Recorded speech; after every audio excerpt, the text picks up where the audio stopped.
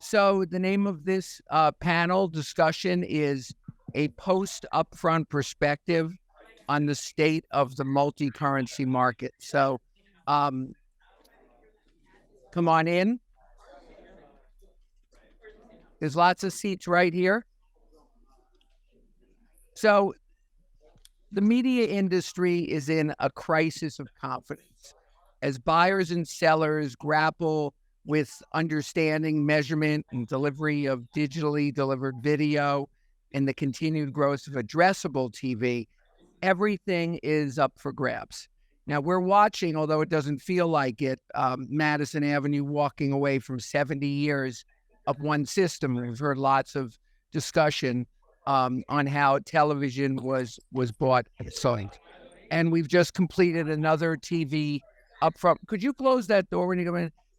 Another TV upfront market where more and more business was priced and measured with alternative currencies. In my work with many companies around the ecosystem, I see buyers demanding full interoperability to navigate this ever-changing world more easily. Sellers are partnering strategically to align with who they believe will be the winners. We saw the news today. Will it be iSpot, VideoAmp, ComScore, Nielsen, or someone else? And while Nielsen is beaten down, it is still putting up a big fight to maintain the lion's share of the world they're used to dominating, and the activity is only getting more intense. So we have 4 experts with us today who will help us assess the current state of the market and its direction. And before I do that, I just want to acknowledge that we have to recognize that while measurement is an important part, the core of our media business or advertising business is remembering that nirvana is the best of both worlds, content and measuring it correctly, if that's even possible. So we have 4 experts with us. Noel, how do you say your last name? Wynn.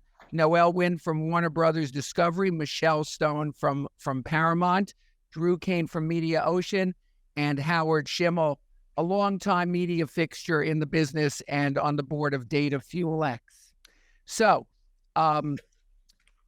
let's just start with a basic discussion. We don't have a lot of time to the group. Where do you see the state of the multi-currency market coming out of this past upfront? So I'd like to start with Drew for an ecosystem approach, and then my friend here for a view from the publisher media company side, and Howard, if you wouldn't mind, how the agencies are looking at it.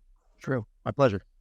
I have about 20 minutes of this. No, totally kidding. So first off, most of you hopefully know what we do, but as Media Ocean, we are really powering advertising for agencies and advertisers. They use our platforms to transact end to end.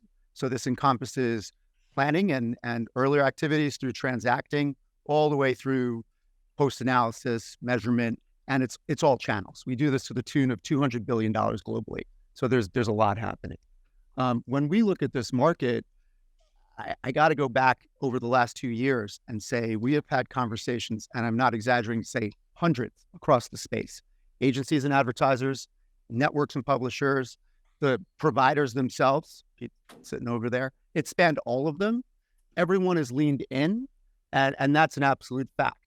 It's great to have the ability to sit down and talk about it, but it's very real. And when I say this is very real, what I mean is folks are, and we've seen people able to transact on multiple currencies or alternative currencies for this year's upfront. That is absolutely, first and foremost, we might want to, sorry to say it, boil the media ocean, but this started, I can only use that word.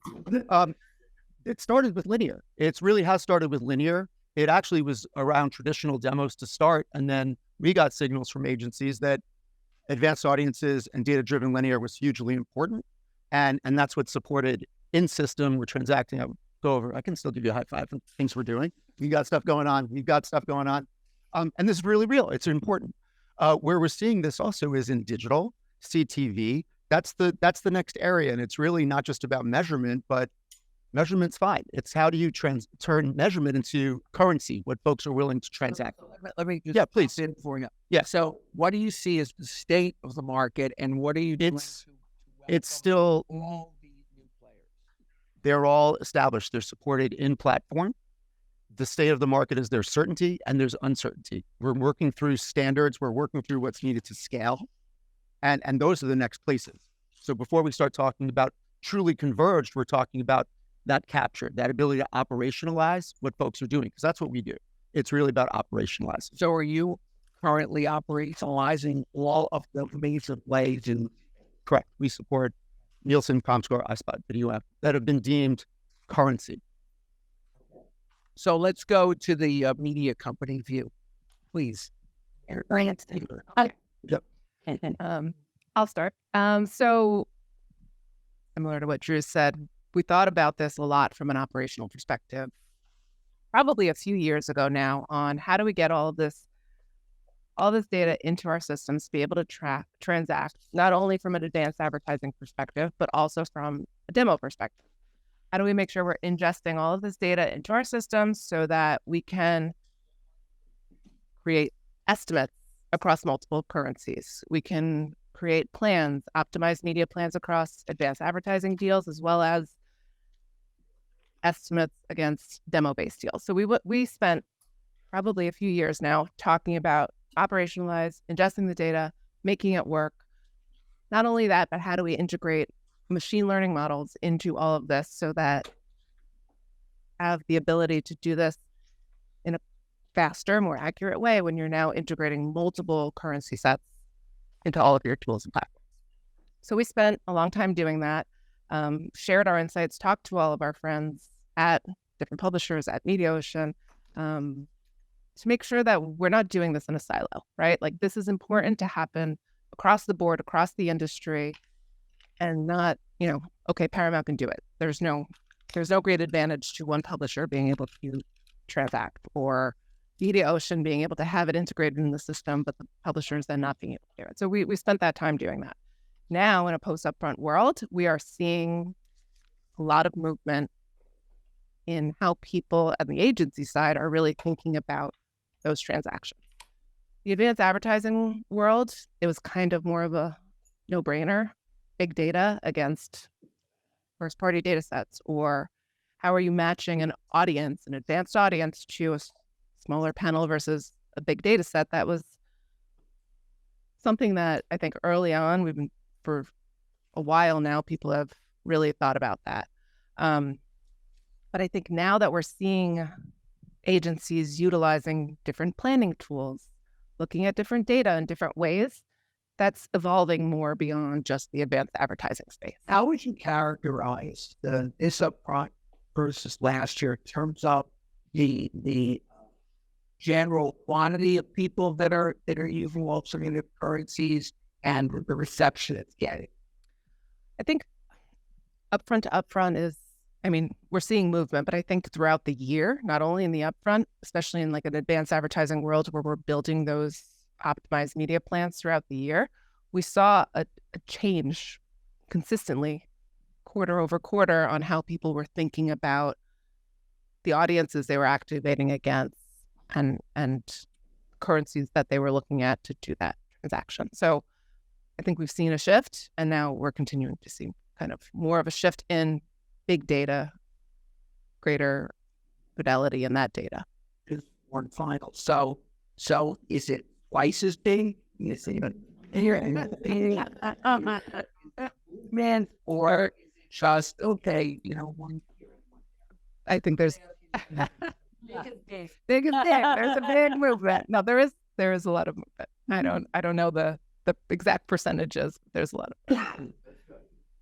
Yeah, so last year at WBD, we were really focused on a proof of concept that looked at alternative measurement, right? We had some key learnings coming out of that, and we saw a lot of progress in those areas in terms of identity resolution, personification, standardization. And for us, one of the biggest learnings coming out of that is that the measurement partners had to integrate with the workflows, the systems, in order for us to make this currency. So we built on that and did another proof of concept this year focused on the transaction piece.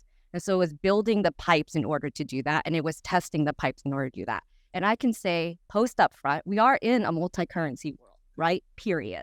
I mean, we have deals both on the standard demo side as well as advanced audiences that are going to transact. And that's very different than 1 year ago. And make it big.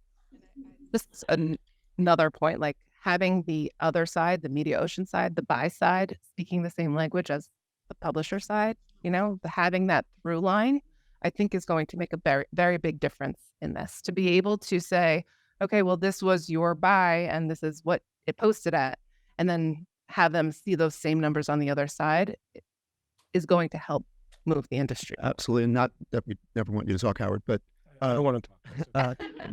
what Michelle just said is,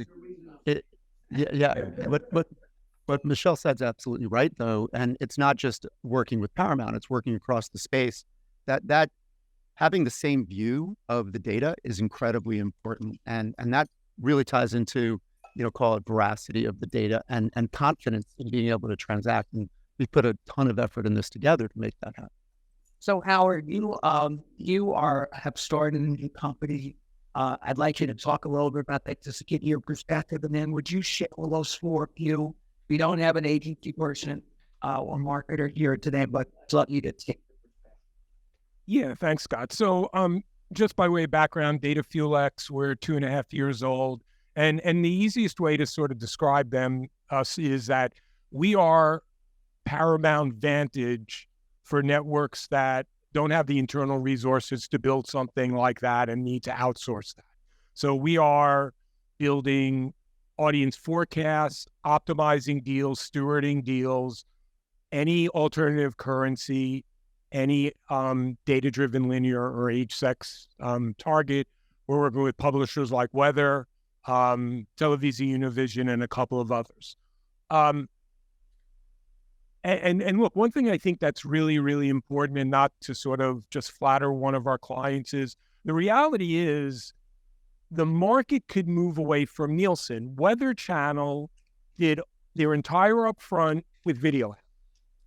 Now, was it easy? Did it help having Byron Allen sort of leading the charge, on a and sort of drive it through? But the reality is, this is all possible, and all this requires is it's a mindset change. It's not an operational change. And I think sort of the stuff that Michelle and Paramount have done in terms of sort of you can go through all the stages of executing a data-driven linear or an HSEX deal with any of these currencies. The workflow is the same. The process is the same. So it's really just an industry mindset that needs to change. So when you say industry mindset, the clients are not necessarily viewing it as an industry mindset because they're looking at their own. I would describe it as, I think we need to be a little bit more precise beyond the point Michelle made about sample size. And obviously, if you're trying to do data-driven linear for a target that is 10% of the U.S. population, you're probably foolish to try to do that off a 40,000 household panel where leveraging Video Amp or iSpot or ComScore in the millions of households they have. But I do think we haven't been as precise around the value to the buy side of using these alternative currencies. Okay.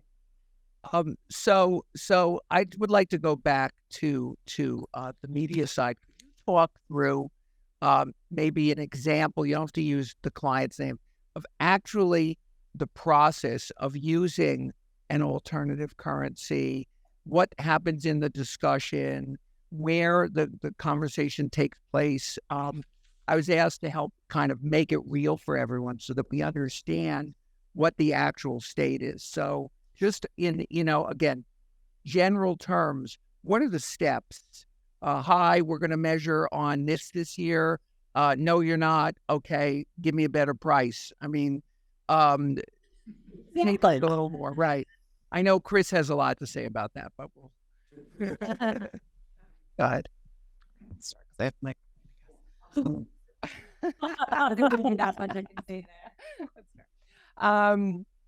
Well, I mean, there's two different pathways. Audience deals, there's a lot more steps because you're creating unique audiences for the first time, pretty much every time you do a deal, to make sure that it has the most recent data for an advanced audience deal. So the steps are clients define what they want their audience to be. They give that to us. We receive it, pull in the viewership data for that audience, whether it be through any one of our currency providers, meaning that audience gets created at those currency providers with that currency provider data. We pull in the viewership. For an advanced audience deal, everything we do is a optimized media plan that runs through our platform. Most of them are convergent. So we're sending that audience to not only the linear, but the addressable or digital endpoints. And we build an optimized media plan based on historical viewership of that audience. So everything, in the simplest terms, I might be making this too simple, is using the viewership data, whether it be of an audience or a demo, tied to a client's rates. Like, that's the simplest terms, but the way that you receive that data and get that data ingested into your system is where all the work happens. I think we could all attest to. It's the connection points that are the hardest part of the process, making sure that it's all connected. But once it's all connected, it's impressions, right? Is there a lot of discussion? Well, last year we did this, and how do we know it's the same, or any of that in that discussion? I mean, yes, there are discussions around, well, last year my audience, especially in the audience space, because audience change, they get refreshed. It's, first party data might get larger or smaller. Like, there's a lot of variation when you look at an audience in how many people are in that audience now versus a year ago. So that is a little bit different than a demo. Demo deal is, a little bit more of a standardization. Obviously, like, some of our currency partners are working to ingest new data sets, right? That's no secret. We all know that that's happening. And that allows for, more accuracy in the data when you're expanding your data set from 30 million households to 40 million households. So just making it more accurate and dependable. But there are changes, and I think that, the currency providers have great partnerships with all of their own agencies and clients and are able to talk to that. Excellent. Noelle, how do you guys do it? Okay, so for those who don't know, I'm a researcher. I mean, really, just a researcher. So I work with other teams. I mean, really, a salesperson probably should have been up here speaking to that. It really follows very similar steps to what Michelle said. It doesn't differ from that. My job is really to ensure that we are providing optionality for our clients. That really is the most important part here. If you want to use Video Amp, it's there. You want to use ComScore, it's there. You want to use Nielsen, sure, there too, right? And my other job is to ensure the measurement is actually solid, not just the currency aspect of it and that we can transact, is that these products are continuing to evolve because they are not in, it's measurement, right? At the end of the day, it's constantly evolving. But we want to make sure that it's not just about presence of, if we're talking about standard demos, we want persons level reporting, persons level transaction. And so the work is being done there to enable all of that. Excellent. So Drew, you sit through the whole process. How do you interact with the publishers, media companies? I'll have to talk about that. So our main interaction is either with the agency or the advertiser when I talk about who our end customer is. And they've really been spending, just as a little bit of background on it, they've been spending the better part of the last couple of years doing test and learn and really trying to understand the viability of these data sets in terms of, volume, velocity, veracity, and variety of the data. Once they've made that decision, I'm doing data-driven linear. It's very much the opposite side of what Michelle said, which is that audience segment is worked out with a currency provider and provided to us. We make that accessible in platform, and we also make it accessible to the publisher side. So when we look at the way that we're transacting, whether that's linear or digital, we need to be able to enable that, not just for Paramount or WBD, but across the board. we try to keep the process, when you talk about pure linear, it's kind of a find replace, in the sense that I was buying this demo, I'm now buying this demo. If you're doing advanced audiences, there's a lot of reliance on what you are getting from a publisher. If you are doing age, sex, or age, gender, that's where you're finding all the research is done. And that's, I don't want to say not changing, but it's not changing. It's still about, I'm analyzing these areas to make sure that I'm getting value for my customer. Because at the end of the day, that's what they're trying to do. The process, though, flows. There are some changes that get introduced with new data points. For example, one thing that is out there, called the, not elephant in the room, but it's just out there, is exact spot, and looking at matching on exact spot. And that introduces a whole layer of, okay, well, if I'm doing that, I need to understand what creative ran. If I'm doing that, I need more precision on the affidavits that come back. For me, this is like what really excites me, which is sad. But that said, if we're talking about like pacing, if you're pacing, it changes the whole way that that this is being operated. So we kept it very intact, and we're accounting for, and the next places to tackle is, how do you scale with these additional data points and make them accessible, transactionable, and true. To answer your question, Drew, I would say that's the elephant in the room that maybe isn't being talked about as much as it needs to be, right? Spot level in linear is a huge difference. Absolutely. Well, it's a difference where, I know, Howard, you said it before, that this is just a change of mindset, but it's the same as when you first had ACM. It's the same as when, now that average commercial minute goes way, sure. When we're talking about exact spot, oh, good. Howard, you. No, go ahead. You're going to do a great job of it, I'm sure. well, hold on. Describe the difference between exact spot and Average commercial minute. Yeah. Average commercial minute is literally that. You are looking at the commercials that ran over a period of time within a program, and the average is being used regardless of when it ran over the course of that program. It's exactly that. Each of the companies, in their own impressive way, is able to know viewership for each of those individual units that ran. And you are knowing based on, the first conversation we had, suddenly folks are talking about pod position. And where's that in the data set? So it's really changes the game a bit in terms of what you're going to get back from performance. And also, one last piece that it changes is, it's not just exact spot, it's sub-minute data, meaning that, how does this affect forecasting and planning? Meaning that if I can get granular to the second level, that how is a researcher, how is someone that's sitting in the agency seat going to use that data? Well, and we have to be careful about taking this in steps, right? Because one of the things I think the industry needs to be thinking about is, our old world of Nielsen, we created these big things called selling rotations, right? So I used to run research at Turner, and Turner had Monday through Friday, 3P to 5P, comedy block rotation, which was Friends and Seinfeld and some other stuff. And we bundled that together partially because we wanted our traffic people to have flexibility about spot placement, but also to create some stability in the rating estimate that we went to market with, right? And I think one thing that we want to be thinking about, because I think it both will benefit the buy and the sell side, is, can we get more granular about our selling rotations?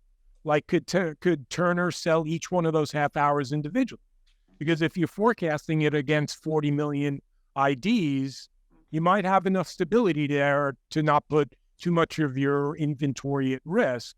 And then I think, obviously this issue about what we do with exact commercial measurement is a thing in and of itself, in terms of, like, who's responsible for that. As a publisher, you bring an audience to a commercial break.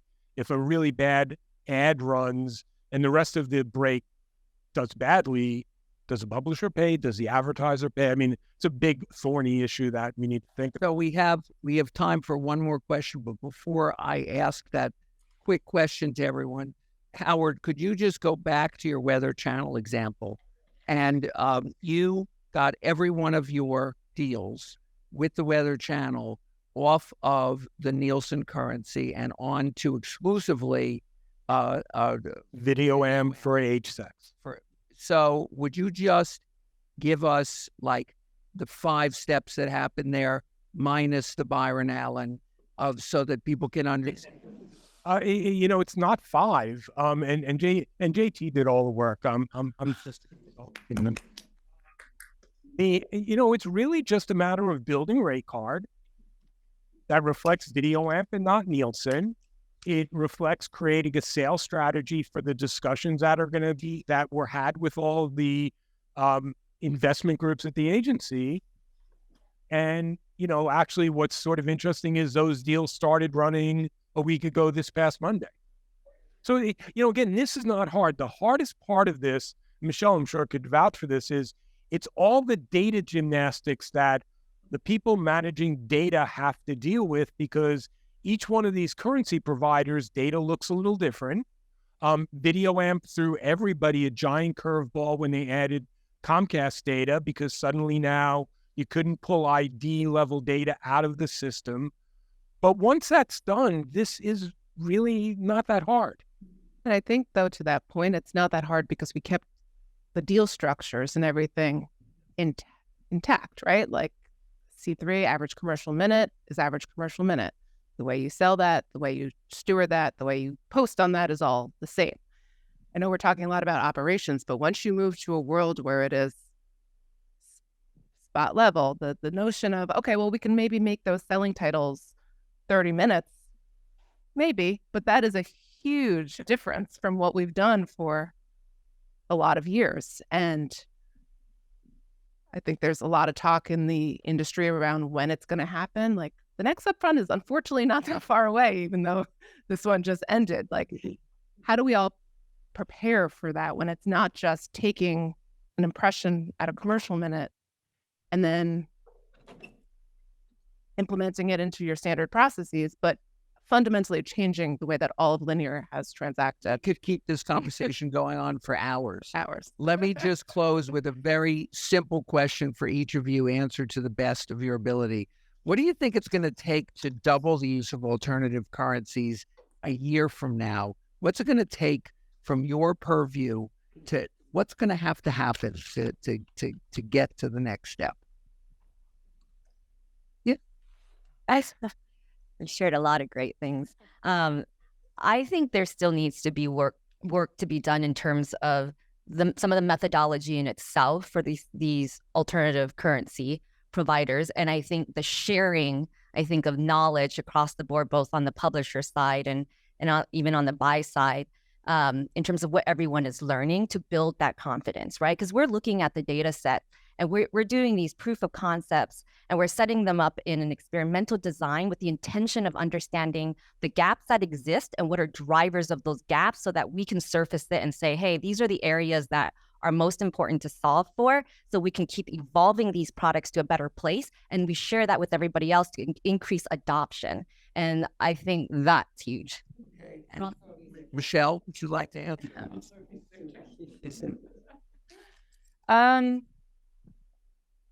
I think, getting everybody to, a lot of people are kind of looking at these data sets as it is.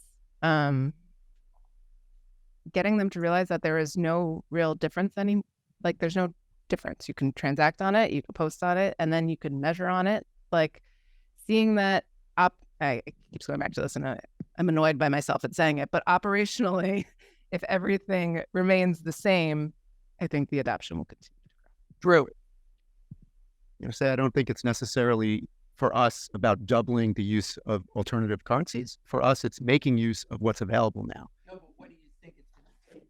Well, what it will take is, in similar way, it's building the confidence and showing the value. And if you can do both, and you have to make it easy to operationalize it. If it's not easy, it's hard, right? Right? And people struggle with that.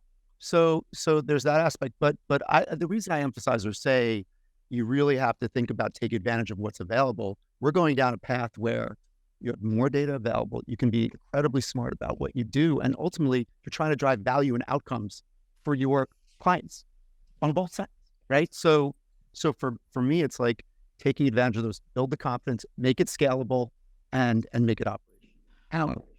Look, I think a key thing that needs to happen, and Paramount has done some great stuff. I'm sure OpenAP has amazing data, is there needs to be a statement to the market that says age sex demographics are dumb. They were dumb to begin with. World now where we have the ability to do audience against pretty much any advertiser's marketing target, that to revert back to age sex is bad for the brand, bad for the publisher. Because look, I think we've lost a little bit of the storyline that the biggest benefit of alternative currency is data-driven linear at scale. And we need to make sure the advertisers and their agencies understand the value of being able to do it, because operationally they can. Okay, so thank you all for this conversation today, and appreciate everyone joining.